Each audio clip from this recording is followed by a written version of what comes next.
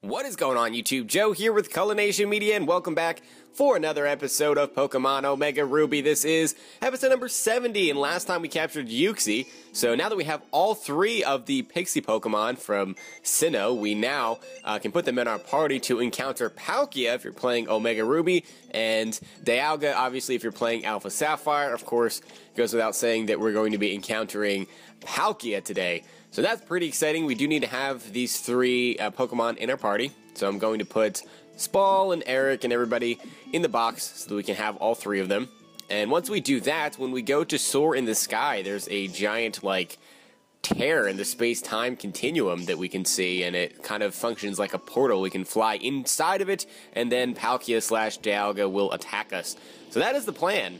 I'm a little bit intimidated because things like Palkia are just a little bit more daunting than Pokemon like Uxie. So I feel like it could put in some work against our team.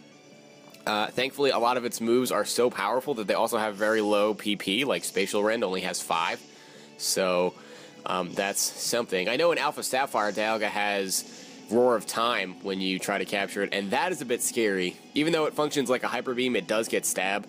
And yeah, so it's saying that time and space basically have been distorted, but do you want to fly inside anyway? Yes, I do. Yes, I do. And we have the glorious mascot music from Sinnoh, so that's pretty awesome. I love the Sinnoh games, so this is pretty cool for me. The nostalgia factor of the music is real. So he's going to go for the Spatial Rend. And look at that animation! Oh my goodness! How much does that do? That doesn't even do half. Wow, Gloom! Gloom is too bulky. Taking a Spatial Rend, how is that not a 2-hit KO? I don't understand. We're almost at the same level. I know I have Eviolite, but still. So he's gonna stay fast asleep. I'm gonna hit him up with a Sweet Scent here because I want to be able to put him back to sleep as necessary. And I feel pretty comfortable just staying in and going for the Giga Drain here, as he is gonna go for the Spatial Rend again after waking up kind of early. And that kind of stinks because that does a lot of damage. I think Spatial Rend also has a high critical hit ratio. So, speaking of critical hits, we score a crit on the Giga Drain. I don't think we can take... I don't think we're taking another Spatial Rend here. But we can use a Moo Milk, and that will get us up to exactly full health because we're missing exactly 100 HP. So that's pretty cool. We'll see what he wants to go for here. He goes for the Hydro Pump. How is he connecting on all these moves? Doesn't Spatial Rend have 90 accuracy or 95? If it's 95, I guess that makes sense that he's hitting it. He is going to go for Spatial Rend again, so he's already used 3 of them, which I guess is good, and we are going to hit him with a Sleep Powder here. And if we can hit him with a couple of Giga Drains, we should be in range where if he wakes up and goes for Spatial Rend again, that we should be able to take it. As long as he doesn't get a critical hit, of course, as he is going to stay asleep, obviously, because that was the first turn. And Giga Drain actually does decent damage. I'm pretty impressed with that. I know it's neutral, but still. It's a Gloom. I will go for the Giga Drain again, as he's going to wake up and show off his other move, which is Aura Sphere. So we've seen 3 out of his 4 moves here. That really didn't do too much. It's a resisted hit, obviously. I don't know if I want to go for Giga Drain again. And we're in a range where I feel like Spatial Rend might just do a lot. Oh, never mind. He's going to go for the Aura Sphere.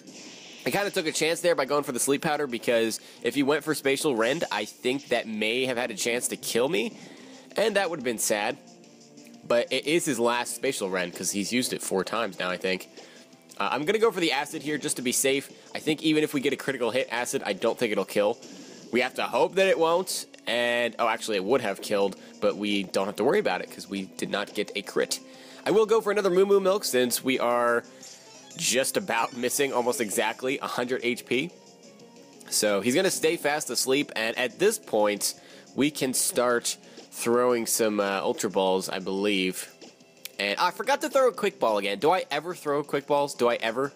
I think I only did once, and I don't even think it was on the first turn, because I am a scrub when it comes to that. So he is... Oh, wow. Okay, I was about to say, is he going to stay in on the first ball? That would be crazy. And he is going to go for the Hydro Pump. He connects on another one. And I'm not worried about that. That doesn't do too much. It's a resisted hit. I know it's Stab, but Gloom just doesn't care. I will go for a Sleep Powder here, as he is going to use his last Spatial Rend, unless I counted wrong. Don't get a crit. Thank you very much. And we will put you to sleep with a sleep powder here. Now, we're going to run into a similar issue as what we ran into against Suicune if we don't capture this thing somewhat soon, because this thing has pressure. So we're wasting 2 sleep powders every time that we try to put it to sleep. I'm going to use another Moo Moo Milk here to get us back up to full health, or just below full health, actually. And I will go ahead and throw another Ultra Ball at this thing, and hopefully it stays in. I doubt that it will this early, so this is only like the 2nd or 3rd ball. Wait a minute, that's 3 shakes! Oh, and he's going to break out at the last possible second. I really thought we had it there. That would have been so cool if we captured it that easily. I will throw another Ultra Ball. I think we're going to have to buy more. I don't know if I feel comfortable going up against the likes of Reshiram and Landorus and such with only 40 Ultra Balls. As he is going to wake up. Oh, that was not his last Spatial Rend. I counted wrong. Unless it just has higher than 5 PP and I was just mistaken. Maybe it's 10. I thought it was 5 though. If it's 5, then that's definitely the last one. He is going to go for Hydro Pump. And that's not going to do too much. Actually, that did a little bit more than I feel like it was doing before. I don't know. Maybe I'm just crazy. So he's back to sleep. And we are going to go back to tossing Ultra Balls at this thing and hoping that it stays in. Have we seen its 4th move yet? Like, what else does it have? It's got Aura Sphere, Hydro Pump, Spatial Rend. What is that last move? For the most part, he's just been spamming Spatial Rend. So I don't think he showed it. Does it get, like, Earth Power, maybe? Well, I mean, I know it gets Earth Power, but I don't know if he has it. And he is going to break out immediately again. He's going to wake up and go for the Aura Sphere. That is non-stab, and it is a resisted hit. So that only does about 20 HP. I think we need to heal up here, because I would like to try to put this thing back to sleep. Although, I may have to use an elixir, honestly. Eventually, or an ether, I guess. Just because we're going to run out of PP on sleep powder if this drags on. Stupid pressure. Stupid pressure. He is going to show off the Earth Power, so that is his final move. So he's got 4 attacking moves. That's somewhat unusual. So we have 3 sleep powders left, because we have 5 PP. He is going to go for the Aura Sphere again here. And Aura Sphere has 20 PP, I think. So he can kind of spam that as much as he wants. What does Earth Power have? Is that 10? I feel like it has more than 10. Maybe it has 15. Hydro Pump definitely has 5. He's used it at least 3 times. So maybe more than that. We'll see here as we get 2 shakes. We get 3 shakes! And he's going to break out again, just when I thought that we had him for good. And he's going to stay asleep, so that's cool. I'm really enjoying this music, though. I really am. Like, my favorite part about these battles is just listening to the music, honestly.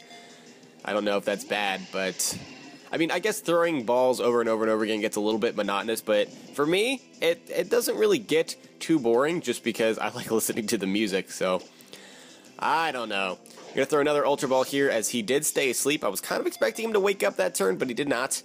And there's 2 shakes. There's 3 shakes again. And he's going to stay captured. That was not too bad at all. That was not too bad. It only took, what, maybe about 10 Ultra Balls or so?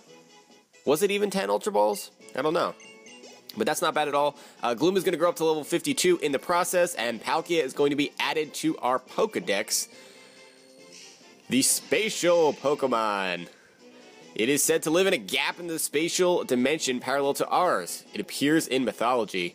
That model is gorgeous, too. 740 pounds, 13 foot 9 is the size of this thing, which is just massive. So yeah, it's pretty heavy too, so I guess it takes a lot of damage from things like Grass Knot and Low Kick. So I don't know. That's something that I've started looking at now when I'm adding these things to the Pokedexes. I always want to see how much they weigh, just for future reference. And I'm kind of glad that I has started doing that, because I didn't know that things like Azelf, Mesprit, and Uxie... Oh, I'm getting attacked by wild Pokemon. Didn't see those birds coming till the last second. What is this? It's a Swablu. Okay, then. What was I saying? Like, this battle makes no sense. This battle makes no sense. Gloom is literally flying. He's just levitating there. I'm so confused. Gloom can do anything. But what I was trying to say was that if I had not paid attention to the weight on the Pokedex entries, I never would have known that Azelf and Mesprit and Uxie are so light, which, I mean, that doesn't come in handy too much because they're not weak to Low Kick or Grass Knot, but now I know that Grass Knot in particular will do absolutely no damage to it. On the other hand, if you have something that has Heavy Slam, that could put in a lot of work against them because they're so light.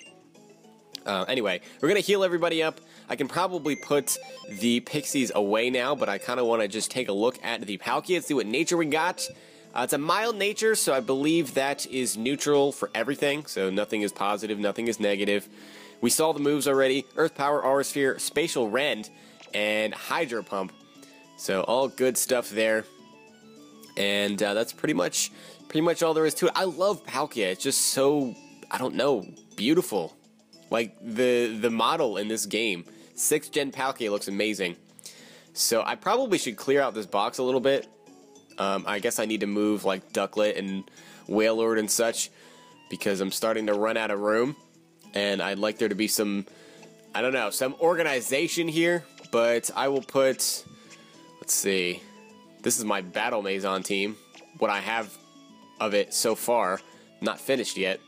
But, yeah, alright, so that's pretty much it. I guess we should add somebody else to our party since we only have 5 members. We don't need Castform anymore. I think I removed him. I guess, what do I want to put? I mean, I have TJ because we need a level 100 Pokemon. I guess we could just take Spall out because, I mean, what is Eric going to be doing against a Dragon and Fire type? Absolutely nothing. I mean, other than being fodder, so I guess we'll send in Spall to our party. So that's going to be it. That's pretty much all I wanted to do this episode, and it ended up being not a super short one, so that's cool. Next time, we will probably be going after Reshiram at the Fabled Cave with the help of our level 100 Umbreon. So that's going to be it for this time. I hope you guys enjoyed. If you did, please make sure you're leaving a like, rating, or a comment, or whatever you would like to do, of course, and I will see you all next time. But until then, game on.